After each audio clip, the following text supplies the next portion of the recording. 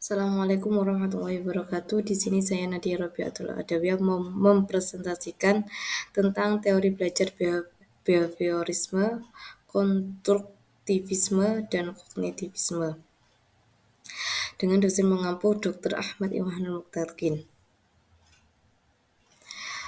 Pengertian dari teori belajar behaviorisme, konstruktivisme, dan kognitivisme adalah empat teori belajar behavioris, kognitif, dan konstruktivisme. Belajar sangatlah penting dalam kehidupan selama manusia masih menghembuskan nafas, maka manusia akan terus belajar. Pada dasarnya, ketika belajar kita tidak bisa melakukan dengan sendiri. Dengan kata lain, ketika belajar kita membutuhkan orang lain untuk mengajarkannya. Jika digambarkan, belajar itu seperti bayi yang sedang mencoba berjalan, makan, duduk, dan lain sebagainya. Secara naluriah, bayi akan bisa melakukan aktivitas-aktivitas seperti itu, tapi diperlukan manusia lain untuk mengajarkannya, agar aktivitas-aktivitas itu dilakukan dengan baik. Dengan bantuan manusia lain, maka bayi akan memaksimalkan kepandaiannya yang akan bermanfaat sebagai kehidupan di kemudian hari. Teori kepribadian behavioristik Gagnek dan Birnia adalah dua orang yang membuat teori belajar behavioristik. Teori ini berisi tentang perubahan tingkah laku yang terjadi karena pengalaman belajar. Dalam perkembangannya, teori ini menjadi aliran psikologi belajar yang memiliki pengaruh terhadap tujuan peningkatan teori belajar dan praktek dalam dunia pendidikan. Dan pembelajaran aliran psikolog belajar juga dikenal sebagai aliran behavioristik. Aliran ini lebih mengutamakan terbentuknya perilaku yang dihasilkan dari proses belajar. Belajar itu sendiri merupakan interaksi antara stimulus dan respon menurut teori behavioristik dalam proses belajar mengajar.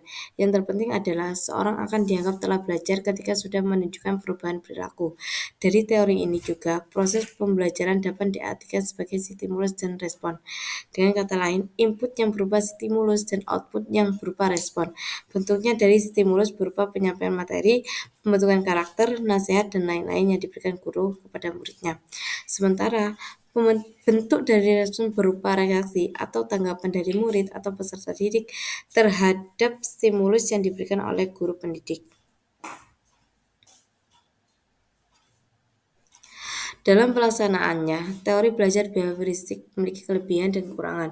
Dengan mengetahui kedua hal itu, teori ini dapat diterapkan secara maksimal. Berikut kelebihan dan kekurangan teori behavioristik. Dan juga beberapa hal yang perlu diperhatikan saat menerapkan teori behavioristik dalam proses pembelajaran, yaitu perhatian guru kepada peserta didik sangat penting untuk dilakukan. 2. Lingkungan belajar harus diperhatikan. 3. Mengutamakan pembentukan tingkah laku dengan cara latihan dan pengulangan. 4. Proses belajar mengajarkan harus dengan stimulus dan respon. Yang kedua, teori konstruktivisme. Berdasarkan asalnya, teori konstruktivisme bukan bagian dari teori pendidikan. Sebenarnya teori ini bersumber dari ilmu filsafat, terutama filsafat ilmu. Dalam ilmu filsafat ilmu, hal yang dibahas atau dijelaskan dalam teori ini adalah bagaimana proses terbentuknya pengetahuan manusia. Menurut teori konstruktivisme, pembentukan pengetahuan yang terjadi pada manusia berasal dari pengalaman-pengalaman yang telah dilewatinya.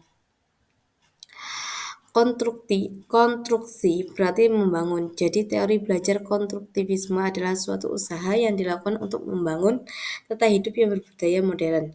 Teori belajar ini berlandaskan pembelajaran konseptual. Dengan kata lain, manusia menghubung pengetahuan sedikit demi sedikit, yang hasilnya disebarkan melalui konteks yang terbatas dan dalam waktu yang direncanakan.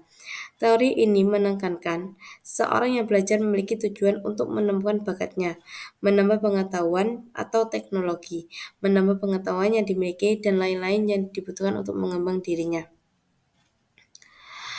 Menurut teori konstruktivisme, belajar lebih mudah dipahami oleh manusia karena manusia membangun dan mengembangkan pengetahuan berdasarkan pengalaman-pengalaman yang telah dilewati. Dengan hal ini juga hidup manusia menjadi lebih dinamis. Beberapa hal yang perlu diperhatikan saat menerapkan teori konstruktivisme dalam proses belajar mengajar. Saat mengajar, sebaiknya memberikan kesempatan kepada murid agar dapat mengeluarkan pendapat dengan bahasa sendiri. Murid diberikan waktu atau kesempatan untuk menceritakan pengalaman agar menjadi murid yang lebih kreatif dan imajinatif. 3. Lingkungan belajar mengajar harus kondusif agar murid bisa belajar dengan maksimal. 4. Murid diberi kesempatan untuk membuat gagasan atau ide yang baru.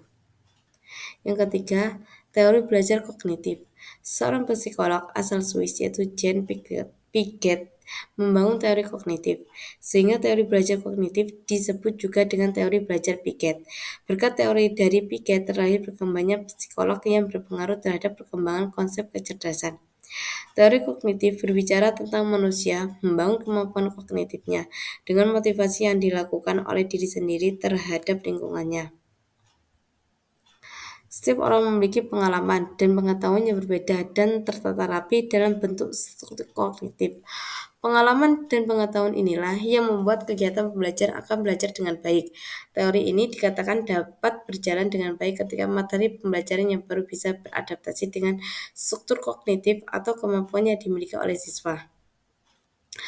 Arti belajar dalam teori kognitif yaitu proses perseptual atau bisa dikatakan sebagai perilaku seorang dapat ditentukan oleh persepsi dan pemahamannya dalam melihat situasi yang berhubungan dengan tujuan proses belajar mengajar. Teori ini mempercayai bahwa belajar itu dihasilkan dari proses persepsi, kemudian membentuk hubungan antara pengalaman yang baru dan pengalaman yang sudah tersimpan di dalam dirinya. Proses belajar mengajar dengan teori kognitif tidak hanya berproses dengan terpatah-patah atau terpisah, tapi melalui proses yang mengalir menyeluruh.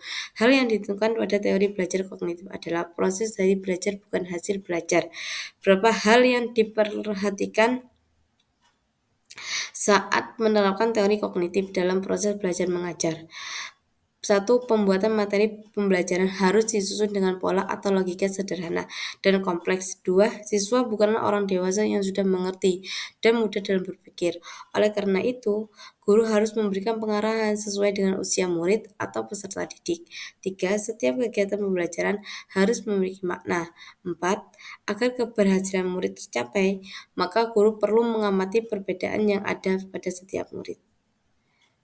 Terima kasih. Wassalamualaikum warahmatullahi wabarakatuh.